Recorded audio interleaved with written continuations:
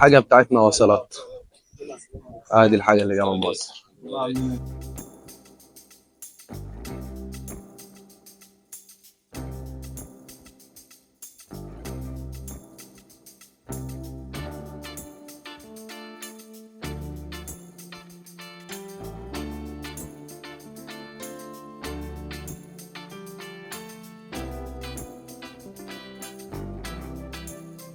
ازيكم يا شباب، اهلا بكم في فيديو جديد. دلوقتي احنا في محطة مترو ميلانو الشنترالي، المترو الاخضر.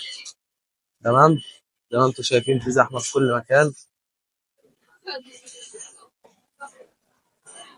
والجو يعني زحمة على الاخر. هاخدكم لفة معايا في ميلانو. الفيديو ان شاء الله هيبقى ممتع. ودلوقتي عندنا اول حاجة شفناها هنا، واحد قاعد بيشحت. هنا طريقة الشحاتة كده، تلاقي قاعد وحاطط الكوباية قدامه وما بيتكلمش، اللي عايز يسيب له حاجة بقى يسيبها.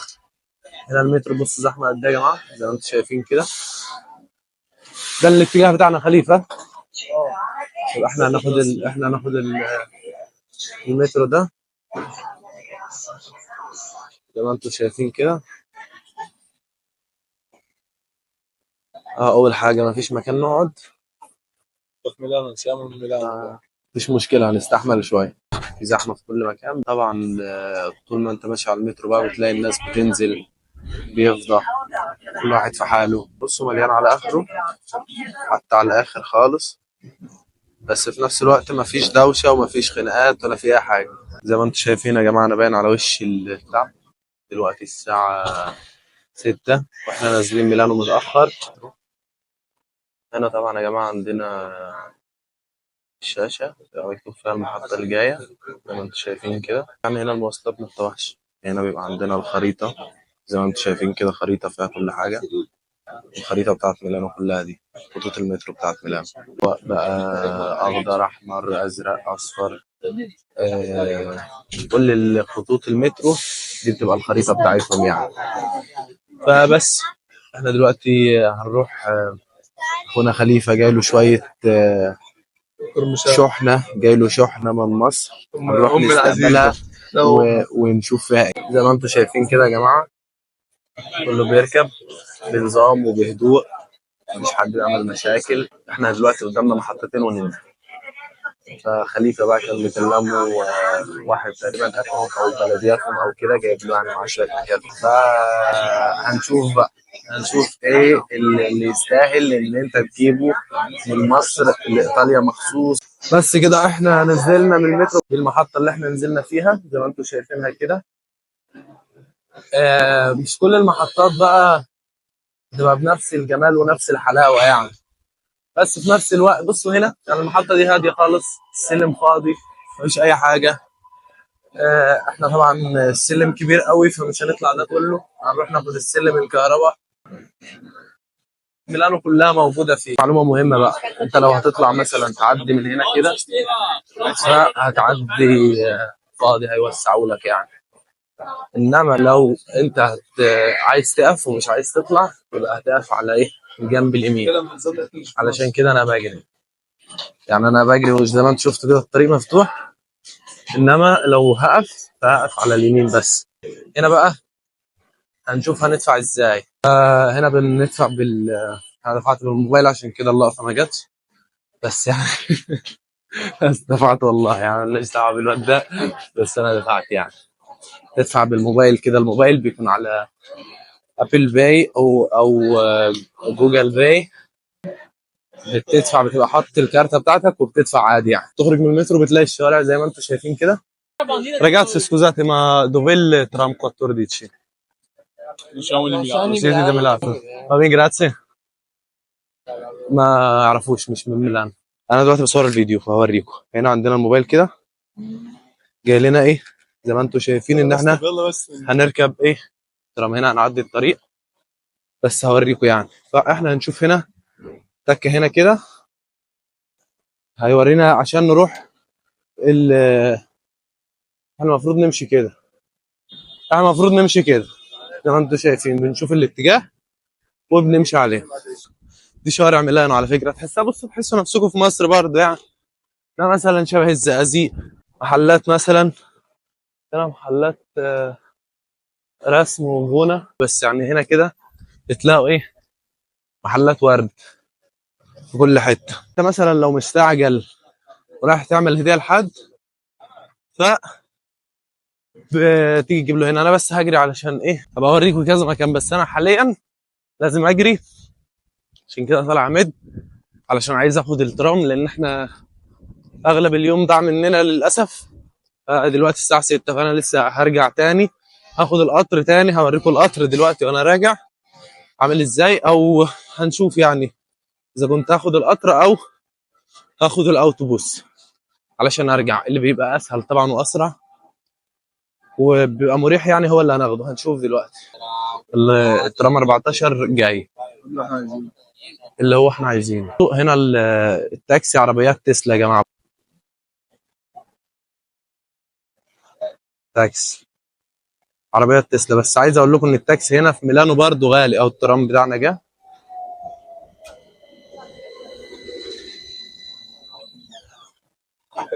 ده الترام في ميلانو شكله كده، زي ما انتم شايفين. احنا كده خدنا الترام 10 دقايق وهننزل، زي ما انتم شايفين كده. 10 دقايق وهننزل، وهنوصل للوجهه بتاعتنا. وهبقى اخد اوريكم الاماكن هنا. ممكن نشوف هناكل ولا هنشرب حاجه على حسب يعني. بصراحه مش عارف الوقت، لسه لازم نشوف الوقت علشان بس لان هنا المواعيد في الدقيقه. فبما اننا لسه ما وصلناش، ما نعرفش احنا هنرجع امتى. دي بقى ملانو بقى، يعني هي دي بقى ملانو. دي يعني نظام طبقي برضه يعني. عايز اقول لكم ان هو مش كله عايش نفس العيشه. في ناس زينا كده بتركب الترام، وفي ناس برضه هوريكم. وصلنا المحطه بتاعتنا، وصلنا كده المحطه بتاعتنا، ونروح بقى نشوف الحاجه بتاعتنا. شفتوا المواصلات والمشوار اللي احنا رايحينه ده كله وانا بعرق. عايزكم صح، ده حاجه اقول لكم عليها. انا بعرق كده ليه؟ لان انا لابس جاكيت، ولابس تحته هودي، ولابس كمان تحته تيشيرت، علشان الجو هنا يعني مش مظبوط. بتحس ان في حاجه غلط كده ملعوب فيه. يعني الصبح مثلا الجو بيبقى ساقعه، واوقات بيبقى حر ولعه. بالليل نفس الموضوع، يعني مش مفهوم. يعني انا الصبح خارج وهو بيمدع شويه، فدي خلتني عندي الفكر في ان انا الجو هيسقع، فمحتاج اتقل. فانا دلوقتي بنزل عرق، وفي نفس الوقت انا من النوع اللي ما بحبش امشي شايل الجاكيت على ايدي، فموضوع رخم يعني. طبعا وانت بتتمشى في شوارع ميلانو كده هتلاقوا ايه هنا دي اسمها كانتيرا يا جماعه. المكان ده كده يعني اللي بيكونوا شغالين فيه كده زي المكان ده بيبقى اسمه كانتيري. الناس اللي بتشتغل في المعمار بقى وعايزه تدور على شغل، بتيجي المكان ده وتسأل على المكتب، وبتاخد رقمهم او عنوان الايميل بتاعهم، وتبعت لهم طلب، وبيشتغلوا يعني. ربنا يكرم الجميع. تعمل السي في بتاعك وبتبعته لهم، وان شاء الله بيردوا عليك يعني، وربنا يكرم الجميع. دي شوارع ميلانو يا جماعه. الحاجه بتاعتنا وصلت. دي الحاجه اللي جايه من مصر. الحاجات بقى دي مسافره. هات كده بس كده اما نشوف. طقم كلسون ده اساسي يا جدعان. انا طول عمري ما لبست كلسون في حياتي بس الغربه خلتني البسه بصراحه. يعني انت قبل كده ما كنتش بتلبس كلاسين خالص؟ عمري. اهو دلوقتي الكلاسين مسافره مصر. يعني انتوا بتسالوا ايه اللي جاي من مصر لهنا. بس المهم هنلاقي شويه حلويات مثلا ممكن جوه ولا حاجه. لازم مقرمشات. هنشوف، خليكم معايا عشان نشوف ايه المقرمشات. بصوا العجله دي، ده بقى عشان اللي عندهم مثلا اطفال او كده، يحط الطفل قدامه وبيركب ويسوق. تلاقي المكن اغلبه سكوترات من دي، اغلبهم كده. المونوباتنو ده، المونوباتنو ده بيبقى شركه. مونوباتنو يعني سكوتر هنا بالايطالي. فدي بتبقى شركه باشتراك، بتدفع بقى مثلا، بتنزل الابلكيشن بتاعهم، وبيبقى فيه كوديتش كيو ار على بيبقى الكيو ار ده على المونوباتنو، وانت بتعمل له سكان بالموبايل بتاعك، وبتدفع بقى على حسب المواصلات. في الاول بتحط الفيزا وبتروح المشوار بتاعك، وبعد ما بتوصل بيشوف بقى حساب المواصلات كام وبيجي لك. ده بقى هنا سكه الحديد طبعا بتاعت الترام. وهنا فرماتة الترام هي دي كده عشان اجيبها لكم كلها. دي كده فرماتة الترام. هنا الخريطه، عندنا الخريطه ورانا. الاجواء كلها جميله وصح. هنا مثلا تلاقي هنا ترام 14 اللي احنا عليه، بيجي لك بيعدي فين وبيروح فين ويجي منين كل حاجه. هنا مثلا ترام 12. هنا المترو رقم 4 الازرق، مترو اخضر رقم 2، مترو اصفر رقم 3، مترو احمر رقم 1. كل حاجه. في عندنا خريطه كامله متكامله. الخريطه دي بتشوفها في كل حته. هي دي ميلانو. هذه ايام مفيش فيها اي حد في الشوارع، ناس قليله جدا، وفي نفس الوقت برضو مليان متعرفش تمشي فيها. لو يعني النهارده الحد، فاليوم الحد ده اجازه عندهم اصلا، فعشان كده الدنيا هاديه خالص. انما لو انا نازل في مثلا يوم السبت اللي هو امبارح، حرفيا مش هعرف امشي، لان يوم الحد ده بيبقى يوم راحه بالنسبه لهم يعني، فهم بيقعدوا يستريحوا بقى، بيكونوا شغالين طول الاسبوع وبيجوا يقعدوا يوم الحد. وهنروح الحاجه اللي كلنا عايزين نشوفها، واللي اكيد انت في الفيديو ده لازم في اي فيديو عموما يتصور في ميلانو يجي بياتسا دومو. بياتسا دومو من اجمل الاماكن اللي لازم تشوفوها هنا طبعا، وهنروح ونشوفها دلوقتي مع بعض. ودلوقتي وصل الترام بتاعنا، وزي ما انتم شايفين مكتوب عليه الدومو. هنركب ويا مسهل.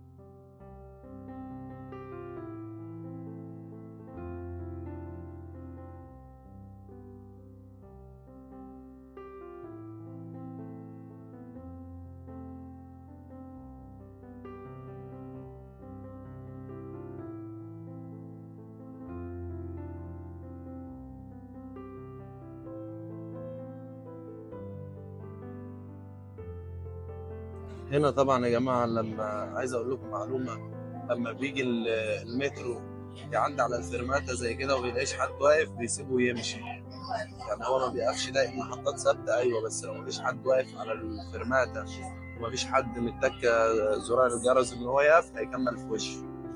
فلما تيجي تركبوا مواصلات هنا خلوا بالكم من الموضوع ده. انت لازم تضغط زرار ان هو يقف يعني، لان لو يعني كده هيقف لان شاف واحد واقف.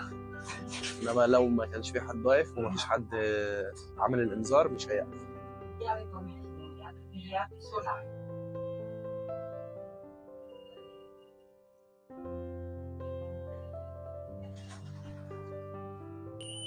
وصلنا المرة الثانية من الترام. طبعا المواصلات هنا سهلة، بس يعني عايزاك ايه تبقى مركز في الخريطة، لانك لو خدت اتجاه غلط تلف بقى. مفيش مشكلة يعني، احنا اصلا نازلين نلف. نروح بقى دلوقتي على بياتسا دومو. طبعا هي دي المنطقة بتاعت الدومو. كل ده تبع منطقة الدومو يا جماعة. وهل في نظام فعلا ولا مفيش؟ هنشوف كل حاجة. هنا زي ما انتم شايفين يا جماعة، بصوا هتلاقوا حروف ام في كل حتة، ده معناها مترو. كل ما تشوف علامة الام اللي على اليافطة دي معناها المترو.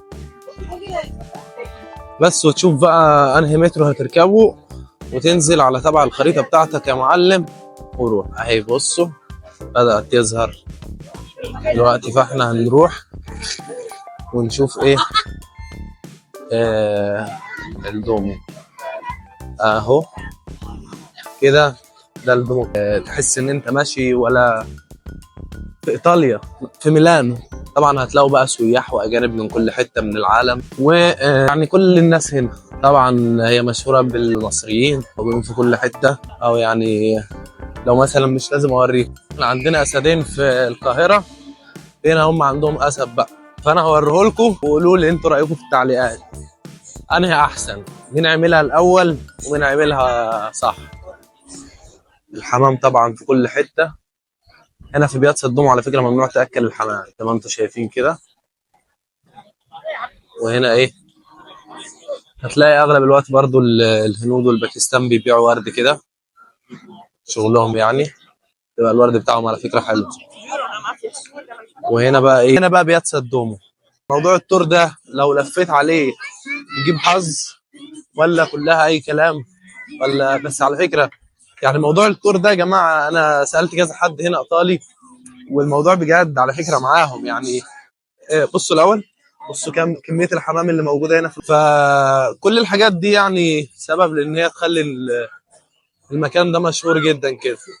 تلاقي هنا كله ماسك الموبايلات وكله بيصور، كله حرفيا كل الناس ماسكه الموبايلات وكل الناس بتصور. دي بقى يا جماعه بيات سدومو من جوه زي ما انتم شايفين كده، كل دي براندات، حتى المطاعم دي براندات يا جماعه. اخواتنا السعوديين هم اللي بينزلوا هنا بس الخلايج. اخواتنا السعوديين هم اللي بيفرتكوا هنا بس. بيعملوا ايه خليفه الخلايجه؟ هم اللي بيفرتكوا هنا بس يعني هم بص 1000 يورو 2000 يورو 3000 يورو، لكن احنا كغلابه ممكن نمسهم وتصرف 200 يورو تقول يعني انت كغلابه بتصرف 200 يورو يا خليفه. احنا بقى هنا كده ايه عايزين طبعا في تامين في كل حته، يعني ما تخافش ابدا من بيات سدومو وما تخافش ايه ان اي حاجه تحصل. فبس كده يعني البلد جميله وحلوه وامان. طبعا احنا دلوقتي بنتمشى بوريكم بيات سدومو من جوه عامله ازاي، حاجه في منتهى الجمال.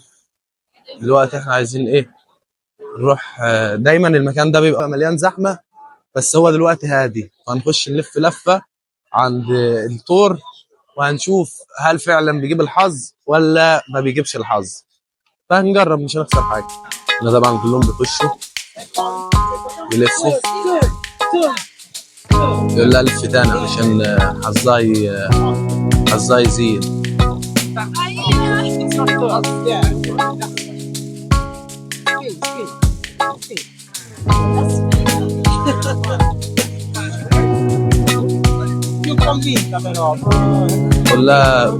كلها لازم تبقى مصدق، لا كده انت كده لعبت ما عادش نافع. هنخش واحنا مصدقين.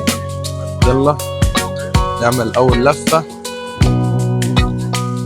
وزي ما انتم شايفين كده الاماكن ادي الثالثه والرابعه. اما نشوف بقى يجي لنا حظ ولا مش هيجي لنا حظ.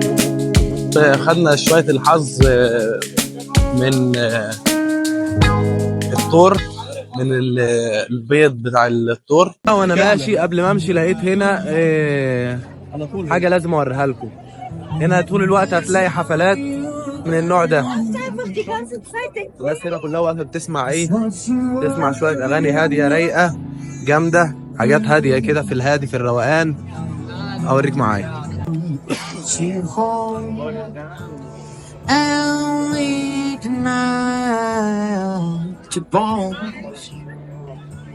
I will try to fix you.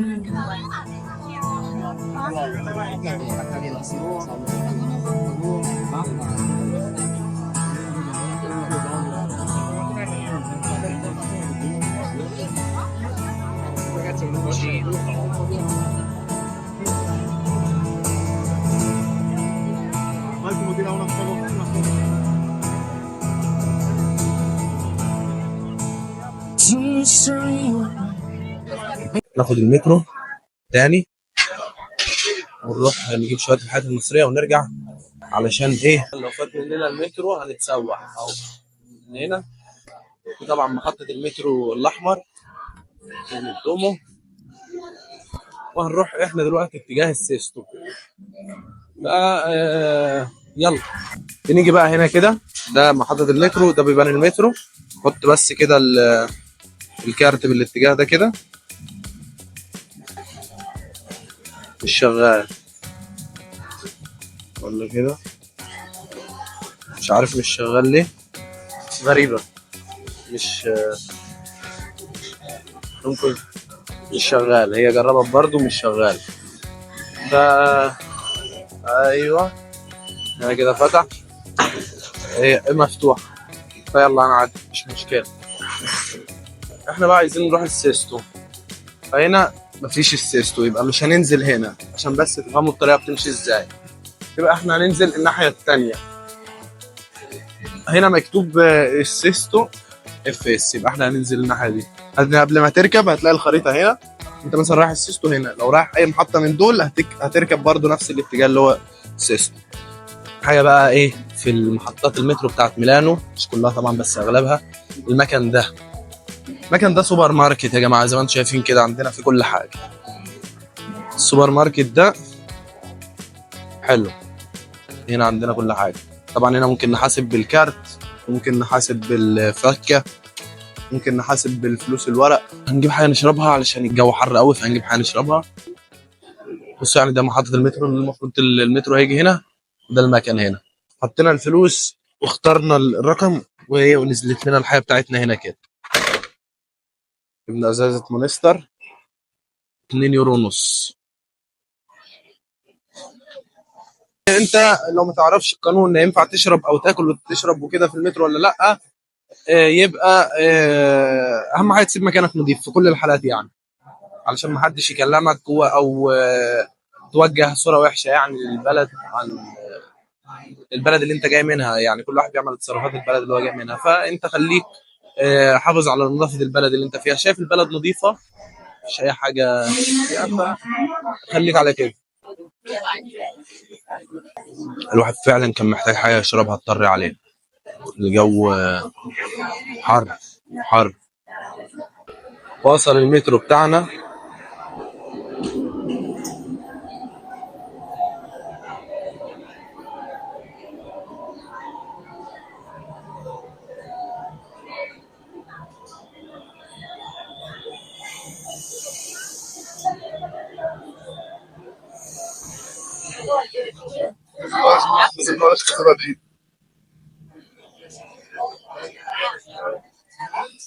وبعد معاناة في دي مكان ونقعد فيه.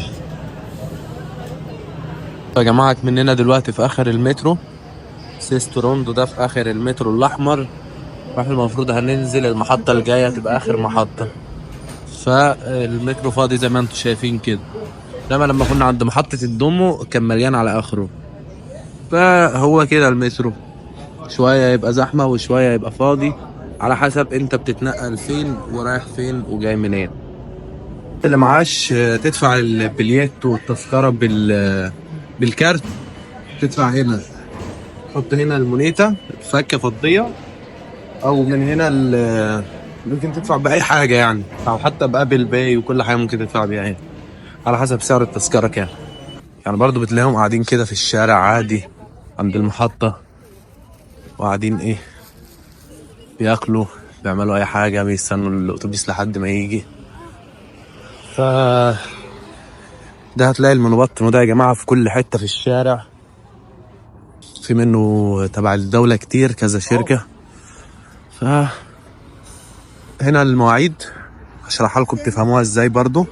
ده بيبقى اسم الاتوبيس، وده الاتجاهات بتاعته رايح فين لفين.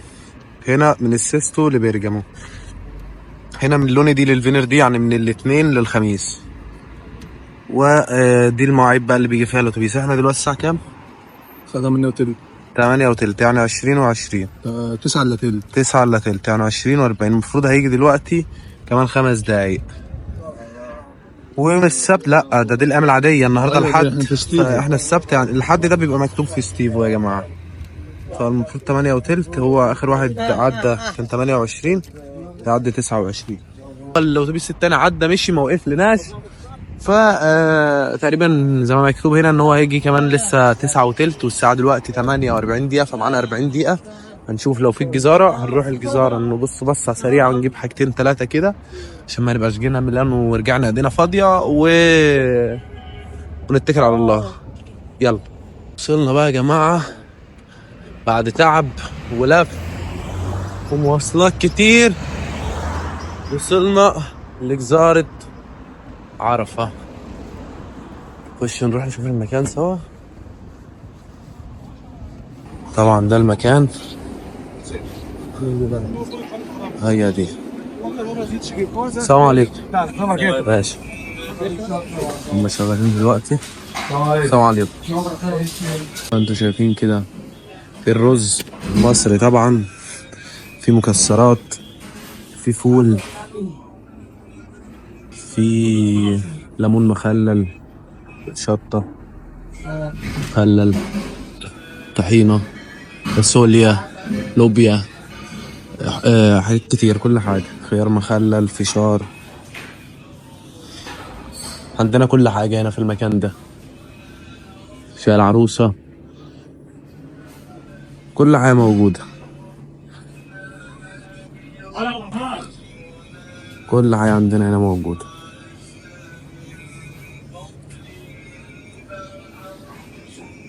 نجيب كوزين لانش، بما اننا كنا جايين تمر هندي بس مفيش تمر هندي، فناخد كوزين لانش.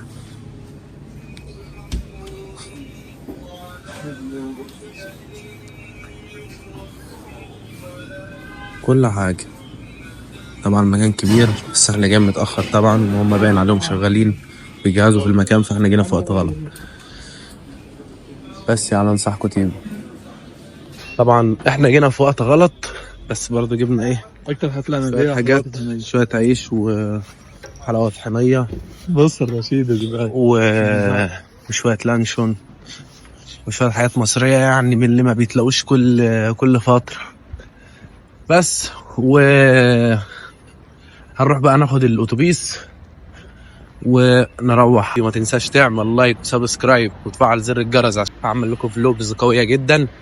كل حاجة حرفيا بتدور في دماغك عن إيطاليا عايز تعرفها هقدمها لك يعني. احنا قاعدين مستنين الأتوبيس بقى بتاعنا، لأن ده قاعد رايق بالمزيكا بتاعته، وهتلاقوا الكلام ده موجود طبعا عادي بيحصل، يعني بيبقى موجود كتير انك تلاقوا ناس بالمنظر ده كده قاعدة مشغلة الأغاني بتاعتها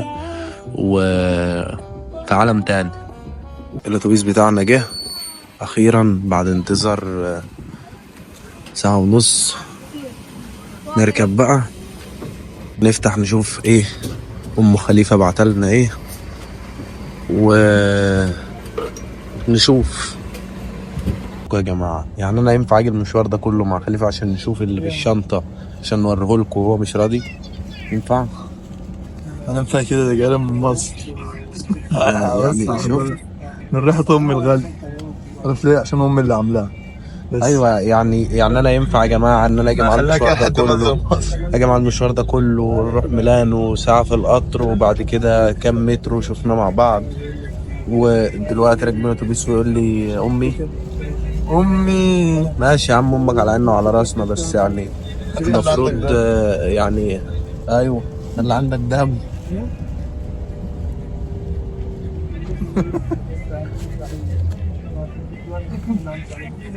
افتح يا اسطى وري الناس. يا اسطى افرض جايبه لي حاجات، افرض جايبه لي بوكسه. يا اسطى مش مشكله، وري الناس ايه اللي بيجي من مصر. ده هي من عايزين مصر. ايوه عشان لما يجوا الناس هنا يبقوا عندهم خلفيه عن يجيبوا من مصر. مفتاح؟ معايا مفتاح، معايا مفتاح، امسك. سلام مع المفاجأة اللي كلنا منتظرينها. رب ما تخيب امي امل يم. ست الحناين يا حنينة، الله الله يا اغلى من روحي ودمي، الله الله صغيرة وكل طيبة. الله الله. ست الحناين يا حنينة. يا حاني، مش كانت ست الحبايب يا حبيبه؟ ماشي، ما هم بقى كل حاجة غالية. لا ما تبصش الشنطه بقى، ما تفتحها شنطه عدله عشان ما تبصش دي شنطه كبيره دي. ثواني مش عارف الشام ظهرها. دي ظهرها. لا دي وشها اهو. ده وشها اهو. ايوه حياتي حلويات هنا. ده الاتوبيس يا جماعه بيبقى عامل كده لحد ما خليفه يفتح كده، الليل ليل علينا ومعانا ساعه في الطريق نوصل من برجمو لميلانو. قلت لك ان دي ظهرها يا معلم اهي. خليفه حن علينا وهيفتح الشنطه. ريحه البهارات وريحه فراخ الفراخ كمون. انت جايبه فراخ ولا؟ وريحه الكمون طلعت. ده شكلها عامله لك جوز حمام على فكره. لا ما الواد مرضيش. الراجل مرضيش يا اسطى. الحاج بيبص على ايه؟ اهو بص ايوه عامل بص حاجة. صار على طول. الكاميرا محطوطة يا عم الحاج. انت بوظ الشنطه برضه. في يا عم. طب مالك كده بس، في ايه؟ اهدى. أول حاجة الطقم أهو. إيه ده أول- شراب دي يا أم؟ شراب؟ شراب يا اخي، كل ده شراب؟ لا اكيد لا. احنا بنفتح الشنطه دي عشان عايزين أم علاء طلع أنا محتاج الكلام ده. شرابات. شرابات. قسما بالله عندي 100 شراب بس عادي، أمي برضو روق عليا. امك بتروق عليه. شراب متقدرش تاني. تقول لا لا تستمع حاجه. شراب تاني. أم كلثوم. بس احنا في الصيف يا خليفه. ما هو بقى بتقول لك أنا بخاف عليك. في الشتا بقى. ايوه هي الصينيه دي اللي عايزينها، الريحه طلعت. ده كعك العيد. هو ده ايه ده؟ مش عارف. بسكوت. بس في محشي. محشي وقشطة. وقشطه. كاتسو جبل قشطة وعلاج. علاج أمي دايما يا جدعان ما شوفوا الأم والله علاج. العظيم وكاتبة عليه بقى. من مصر يا جماعه، ده حاجه اساسيه دايما. حبيبي بص. اي. حبيبي وروحي خليفة. ده أمي دي. أنا حبي كتير ليك يا أمي. ده بقى قول لها، قول حب رساله. بص أنا بقى مش عارف أقول إيه. الأم. وجه رساله يا ابن الأم هي الأم بس. الحاجه الوالده.